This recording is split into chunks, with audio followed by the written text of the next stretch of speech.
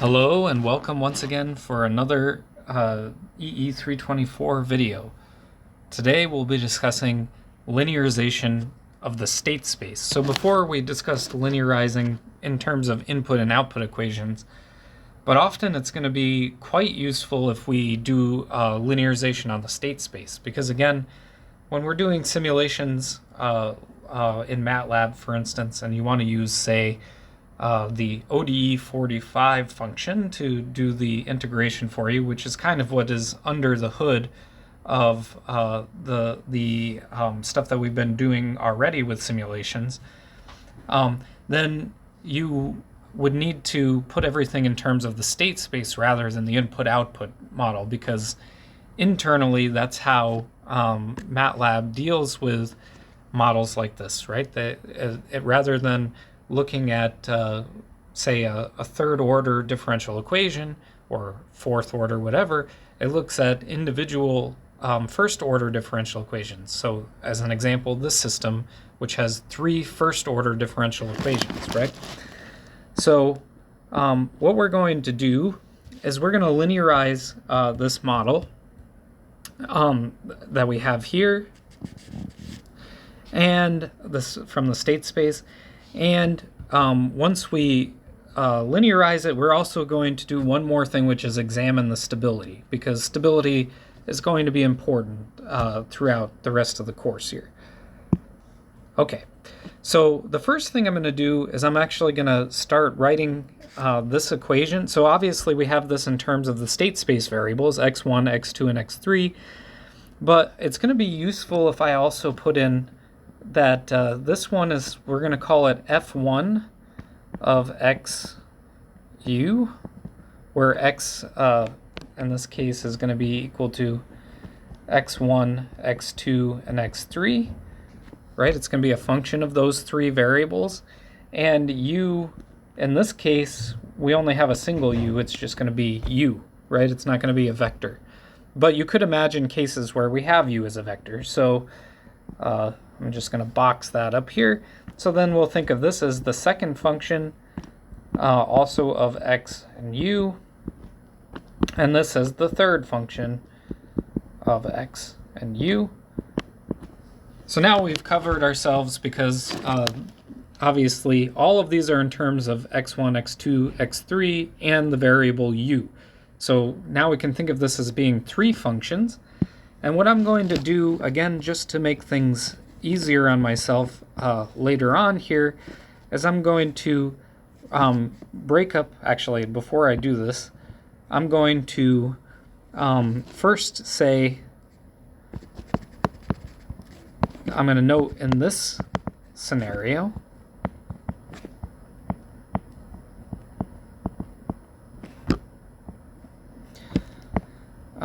fi, which is f of 1, f of 2, f sub 1, f sub 2, f sub 3, can be written, of x and u, can actually be written as, say, let's call it g I of x plus h I of u. Okay? That is not always the case.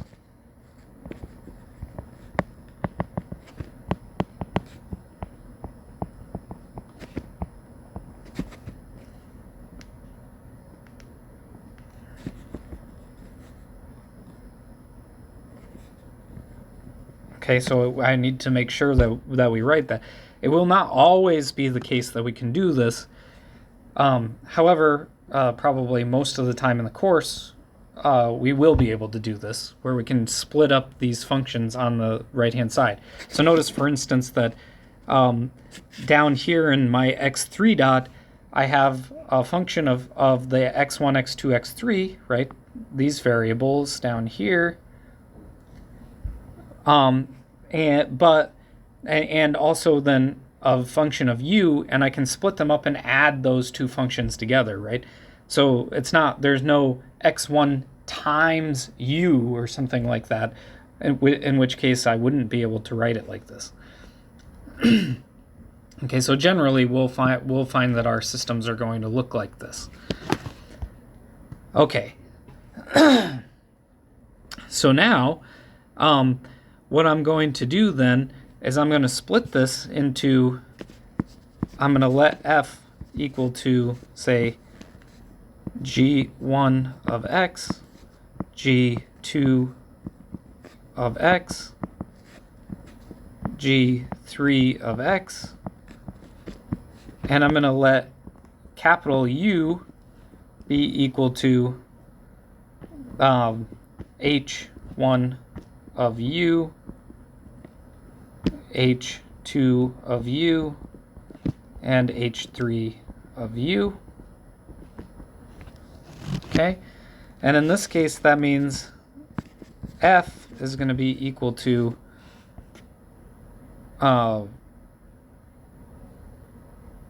x2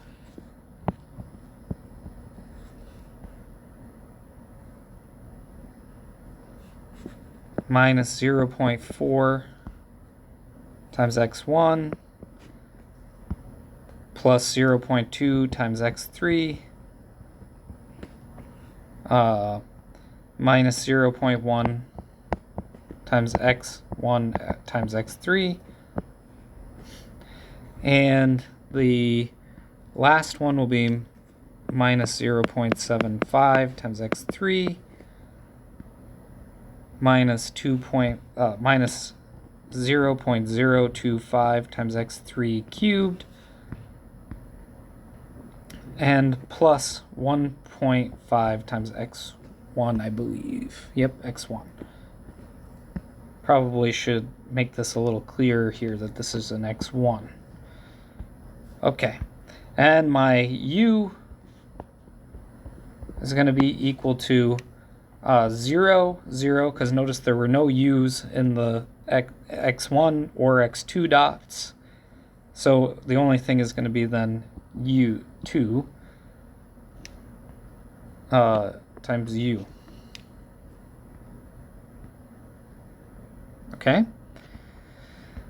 Good. So now what I'm going to do is I wanted to talk about linearization.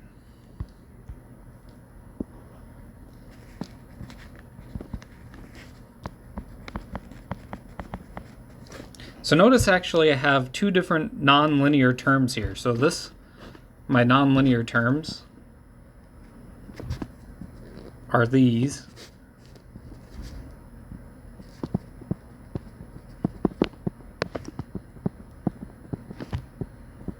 Okay, so my nonlinear terms are those.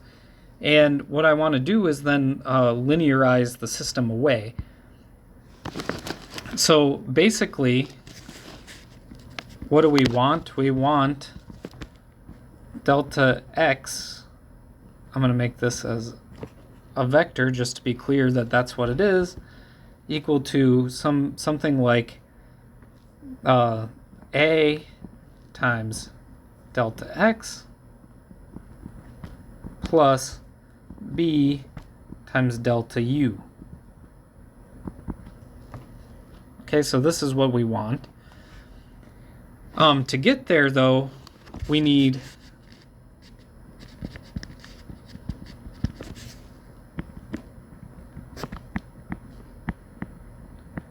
the Jacobian. Okay, so the Jacobian is a way of linearizing a multi-dimensional system. Notice that we have a three-dimensional system here, right? We have three variables plus we have three different output variables, right? x1, x2, and x3. So we're going to need this concept of the Jacobian in order to help us here. So what the Jacobian does is it allows us, this should be an O, it allows us to linearize a multi-dimensional system, and how we do that is we can think of, say, some j of f, where f is like our function that we have above here. It's going to be equal to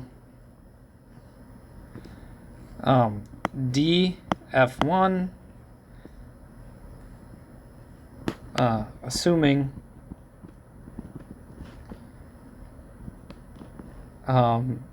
f is equal to f1, f2, and f3, then it's going to be df1 dx1. So I'm going to take the derivative of that with respect to x1. Then I'm going to have df2 dx2, df1, sorry, dx2, df1 dx3. Right? Then it's going to be df2 dx1, df2 dx2, df2 dx3. And this can be generalized, by the way, to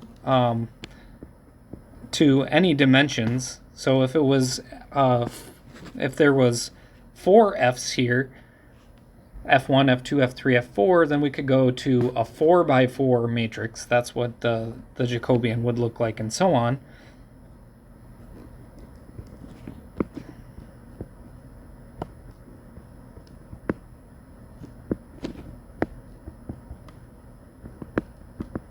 Okay, so I'm going to take those partial derivatives and fill it out here.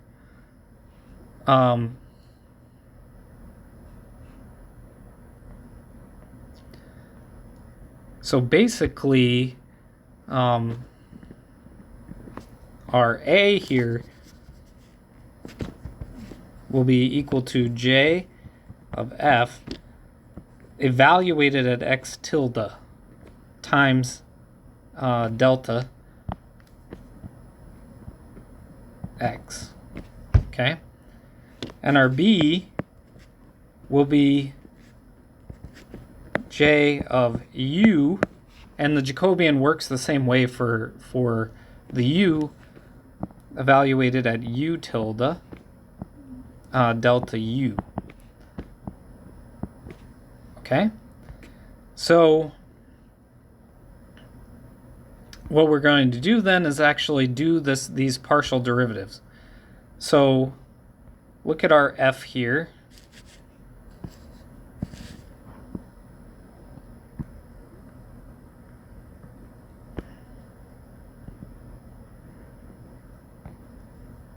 Okay, so we know that F was equal to x2 minus 0.4 times x1 minus 0.1 times x3. Wait. Minus 0.2 times x3, excuse me.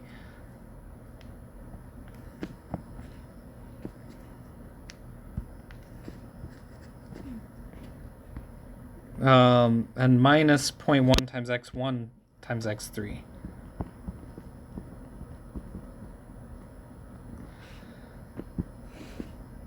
And then finally, minus 0.75 times x3, minus 0.025 times x3 cubed,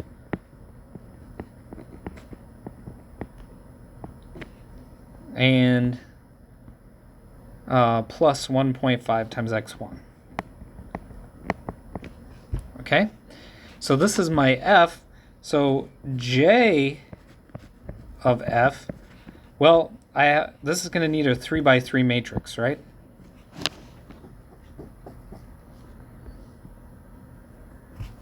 So this is going to be 0. There's no x1 here, right? So if I take the derivative, this is my F1.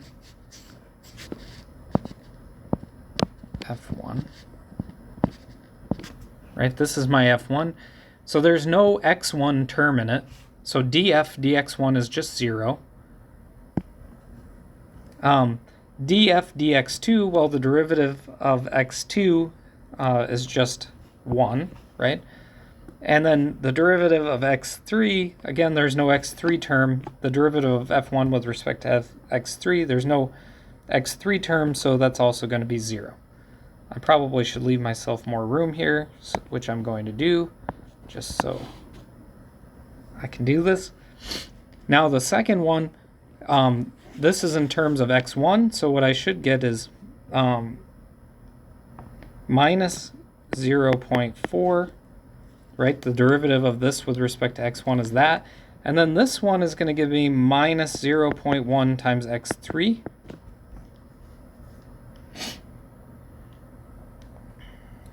Okay, then the second term is going to be, there's no x2, so there should be a 0 there. Is there no x2? I think there was an x2 in there.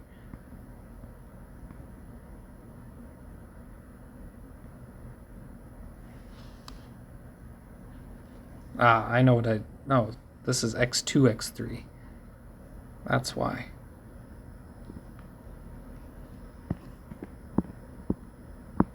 There we go.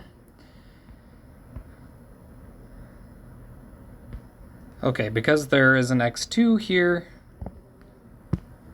this is going to be, this should have been x2, x3. There we go. There's going to be minus 0.1 times x3. Okay, so this one actually goes away because I messed that up.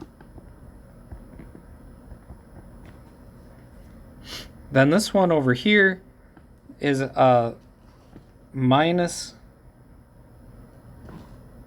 0.2 minus 0.1 times x2, right? Because if I take the derivative of this with respect to x3, I end up getting just minus 0.1 times x2, right? When we do these partial derivatives, we treat x2 as a constant, for instance, in the case of the x3. Okay, and then the last one is 1.5, because I have an x1 here. There is no x2, so that should be 0. And then x3, I have minus 0.75, and then I have minus 0.075 times x3 squared. But I haven't, now I've gotten my Jacobian. So there's my Jacobian of this function, right? So I have my Jacobian, but I don't have my, I haven't linearized around a particular point yet. The last thing that I forgot here is I forgot to say what I was assuming. U tilde is equal to 0.15. Okay, because I am going to need U tilde later on. So the next thing is I want to recall that A is equal to J of F evaluated at x tilde. Okay, so to find x tilde, we must find the simultaneous fixed point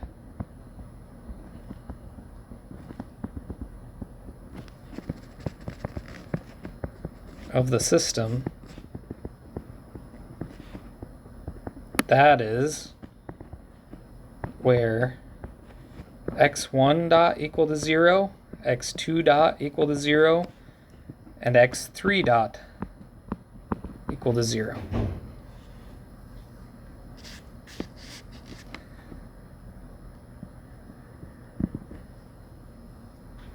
Okay? So in order to find this point, we need to set all three of these equal to 0. So this x1 dot equal to 0 means that x2 must be equal to 0. Okay, because that was what our system said, right? then x2 dot equal to 0 means that we have minus 0.4 times x1 plus 0.2 times x3 minus 0.1 times x2 times x3 is equal to 0. But notice that since this is the case, this means that minus 0.4 times x1 is equal to, plus 0.2 times x3 is equal to 0. Because that x2 being equal to 0 eliminates that third term. Which means that if you do this outright, x1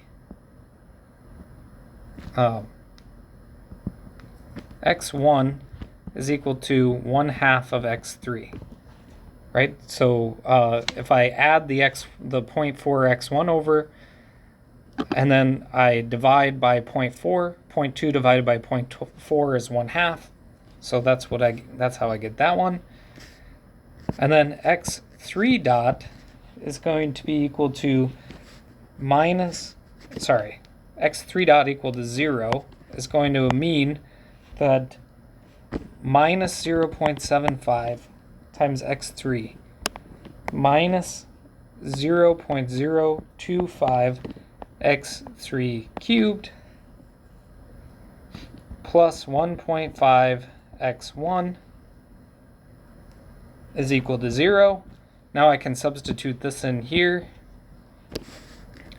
So this means minus 0.75 times x3 minus 0.025 times x3 cubed plus 1.5 times 1/2 of x3 is equal to 0.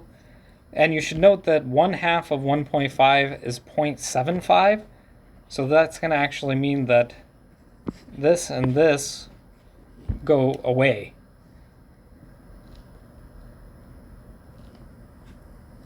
Oh, I forgot one thing, didn't I? Forgot my u. Excuse me. Plus 2u is equal to 0.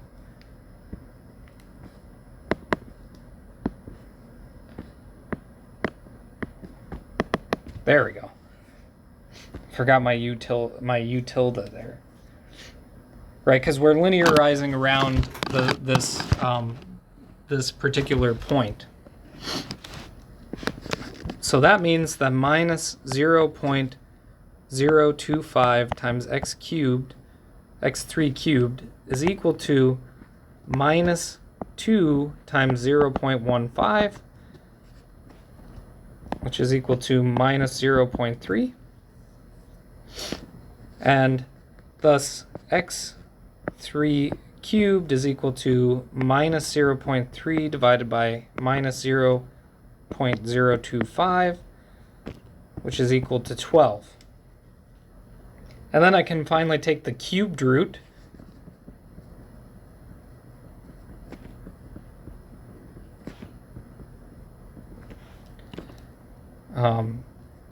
x3 is equal to 12 to the 1/3 power, which is approximately equal to, I had to go solve this out. It's not something I have in my head, which is approximately equal to 2.2894. Okay? And that means that implies x1 is approximately equal to half of that, which is 1.1447. Okay, and I'm just keeping it to the 4 decimal places at this point. So what this means is x tilde, the vector x tilde, is equal to x1 tilde, x2 tilde, x3 tilde,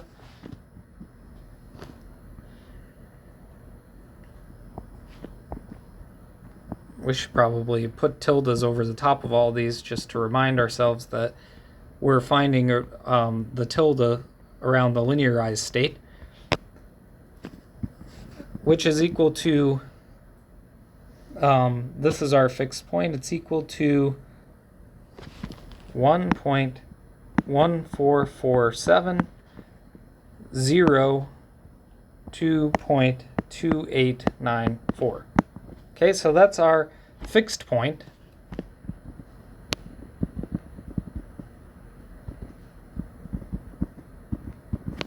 Of our linearized system.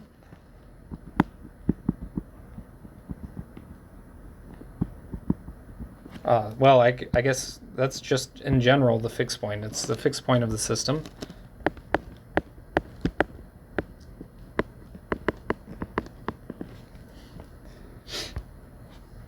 And it should also be the fixed point of the linearized system because of that. So now, note that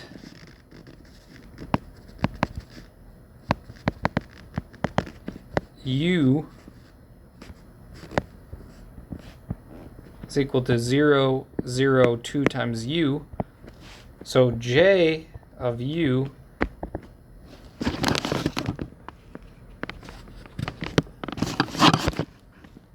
ends up being 0, 0, 2. Okay, so this is just because we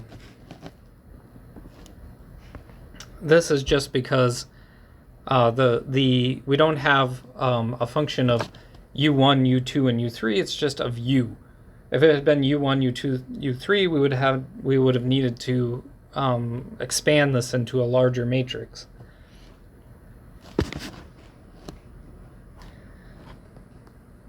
Okay, and then now the last thing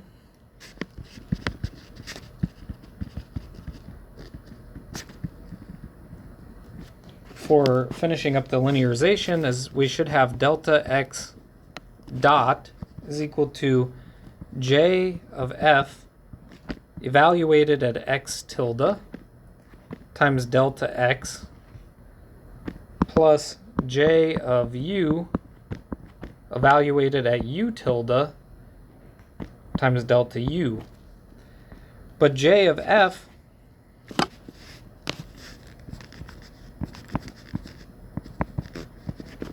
evaluated at x tilde, well, basically I just have to substitute in x1 tilde, x2 tilde, and x3 tilde into my j of f. So what was my j of f? This is my j of f, and I just need to substitute in x1 tilde, x2 tilde, x3 tilde. So what I'm going to get is 0, 1, 0, minus 0.4. This is going to be minus 0.2289, which is just if I multiplied by 0.1, as I did, to my 2 point, whatever it is, 2.2894. So now I'm rounding to 4 decimal places. If you wanted to, you would probably keep the full values here, but I'm not going to do that for now because this is just so that we get the point here. And then this is 1.50 minus 1.1431. Okay, and then j of u evaluated at u tilde, well, that's still just going to be 0, 0, 2, right? Because there is no u in our linearization here. It's just this 0, 0, 2. So we don't need anything there, which means that delta x dot is equal to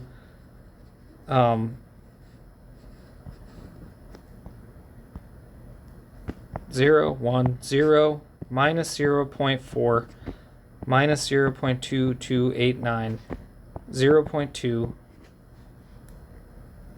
Let me just move that 0 over here. 1.5, 0 minus 1.1431 times delta x plus 0.002 times delta u. Okay, so that's our linearized system. Now we can ask a question about stability.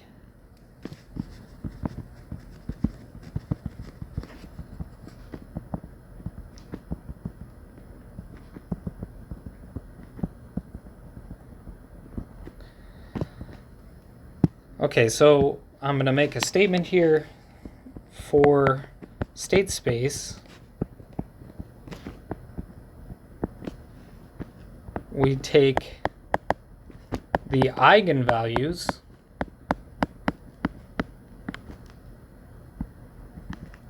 of the matrix A, which is this matrix, the one multiplying the delta x here. These eigenvalues are equivalent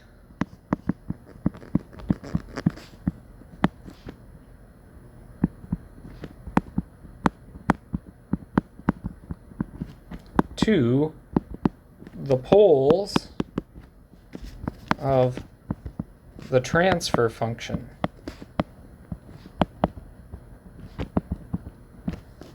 So if we want to discuss stability of this system around a fixed point, then we must look at the eigenvalues in the state space, and it's the same thing as looking at the poles of the transfer function. In fact, they should match up identically as long as you're using the same values here. Okay, so let's find, so we should immediately note that there's going to be 3 eigenvalues here because this is a 3 by 3. But the analysis is going to be exactly identical to the analysis in the transfer function, in the sense that if the eigenvalues are negative, the real part of the eigenvalues are negative, then all of them, then the system is stable. If all eigenvalues are either negative or 0, it's marginally stable. And if even one eigenvalue has a positive real part, even a single one, then the system is unstable. Okay, so it's the same kind of idea that we had before, but now let's actually compute the eigenvalues here. So recall that A is equal to 0, 1, 0, minus 0.4. I'm going to call this A, so it'll make my life easier. 0.2, 1.5, 0, and B, where A is equal to minus 0.2289 and B is equal to minus 1.1431. This is just so I don't have to continuously write out all of the stuff because it's going to get tedious here. So recall for eigenvalues,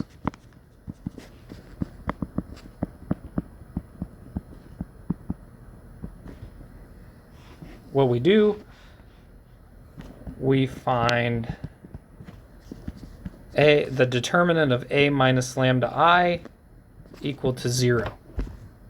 Okay, so that means the determinant of this whole thing, 0 minus lambda, 1, 0, minus 0.4, A minus lambda, 0.2, 1.5, 0, B, excuse me here, equal to 0. And to do the determinant, this means that note 0 minus lambda is equal to minus lambda. So we're going to have minus lambda times A minus lambda times B oh, this should have been b minus lambda. Forgot that part. Times b minus lambda minus 0.2 times 0. Then we're going to have a minus. It always goes plus minus when we're taking determinants. Minus, well, this is, so this was the,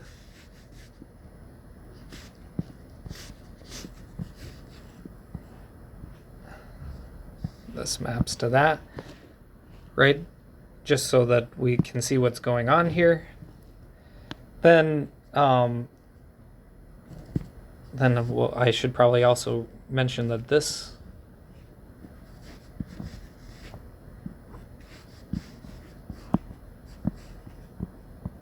is going to map over here. So this is going to be minus 1 times minus 0.4 times b minus lambda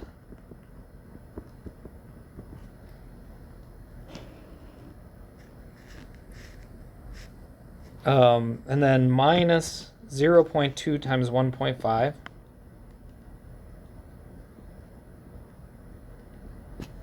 Okay, and then this is going to be plus 0, because that's the third term up here.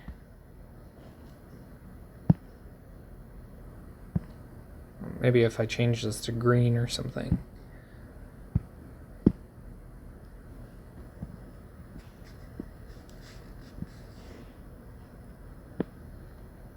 It's going to map down to here.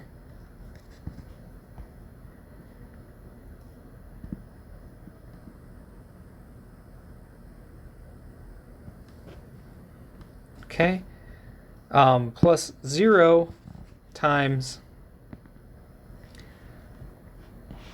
0.4 times 0 minus 0.4 times 0 minus a minus lambda times 1.5.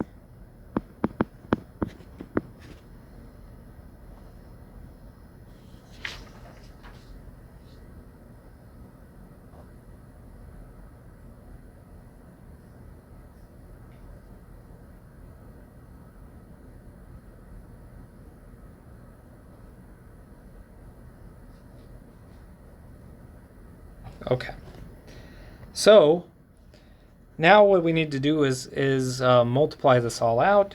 So note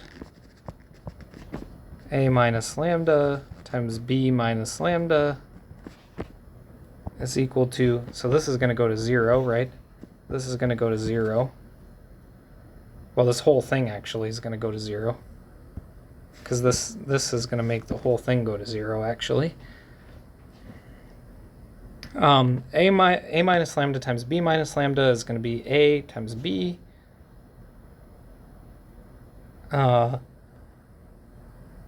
minus a plus b times lambda and then this is going to be plus lambda squared. So all of this is going to multiply, so we're going to end up with something like this. We're going to have minus lambda cubed, right? Because minus lambda times lambda squared gives me minus lambda cubed, plus a plus b times lambda squared,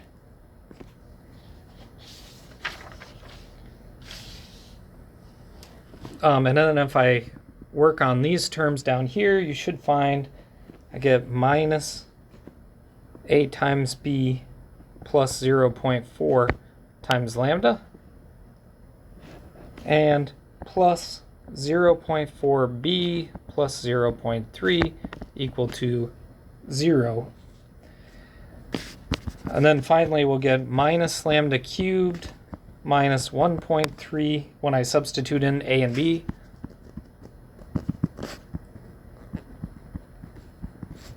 I get minus 1.3720 times lambda squared minus 0.6617 times lambda minus 0.1572 is equal to 0.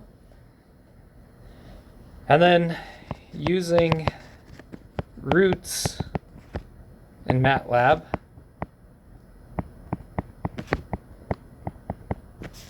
we're going to get roots of this minus 1 minus 1.3720. Should use a comma probably just so that we separate these. Minus 0.6617 minus 0.1572. And that's going to be equal to lambda 1.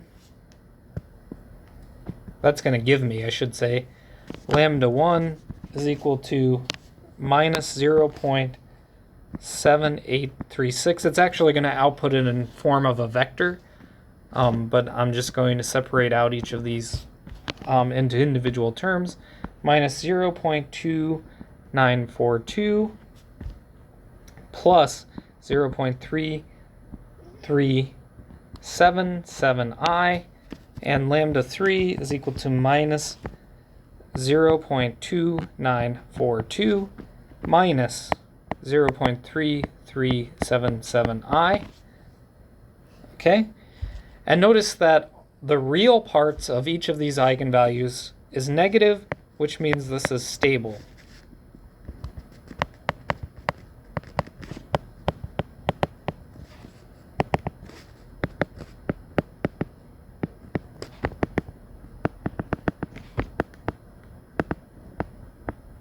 The fixed point, by the way, is just an equilibrium point, right? It's where there's no movement. So it's stable around that fixed point, as we have discussed before.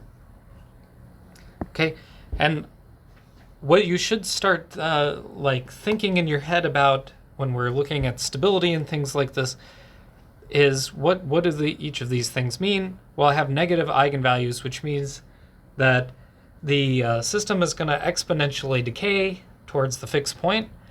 And then I have some I have some complex eigenvalues, which also should indicate to you, you should be thinking about this, should indicate to you that there's some kind of oscillatory behavior.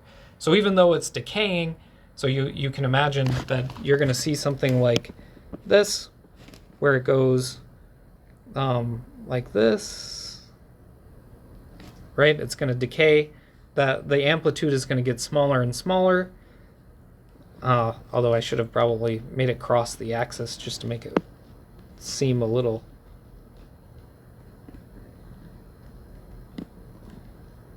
And this is where the fixed point, so this would be at x tilde basically. That axis would be at x tilde. So it's sort of going to look something like this, you should think in your head. Because of those complex eigenvalues, right? So it's going to have a decaying amplitude, and it's also going to have a strictly exponentially decaying term because of this lambda 1. That's all that I have for this video. Hope to see you again soon.